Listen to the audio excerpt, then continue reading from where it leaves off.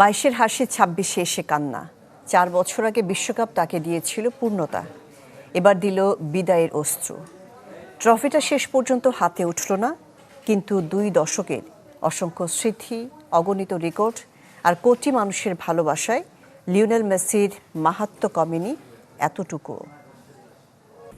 আমাদের উঠে দাঁড়াতে হবে। স্পিড সকল অন্যায়ের বিরুদ্ধে রুখে দাঁড়ানোর এনার্জি পার্টনার। একবার পেরেছেন, আর না পারার কষ্ট আরও একবার পেলেন, তাই তো চোখের জলে বিদায়। এবারের আসর থেকে, হয়তো বিশ্বকাপ থেকেও, হয়তো প্রাণের চেয়েও প্রিয় আকাশী নীল জার্সি থেকেও। আর তাহলে কিংবদন্তির জীবনে ছোট্ট আক্ষেপের মতো তিনিও শেষ ম্যাচে পরাজিত সেনাপতি। যুদ্ধ জিততে না পারার কষ্টে কাঁদলেন, সেই জল দেখে চোখের পাতা ভিজে ওঠেনি এমন কেউ কি আছেন? বিশ্বকাপের ফাইনাল হারের পর সবার আগে রানার্স আপ মেডেল নিয়ে আকাশের পানে তাকালেন লিওনেল মেসি।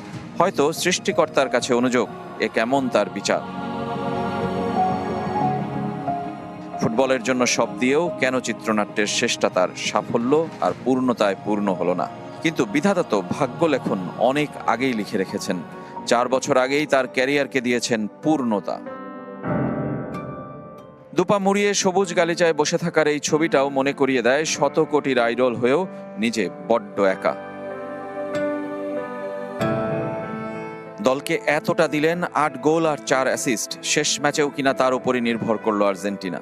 আর মেসির উপর কি ভর করলো? তিনি যে ব্যর্থ, এই দুঃখ ভোলার আর কষ্ট সইবার সাহস আছে তো?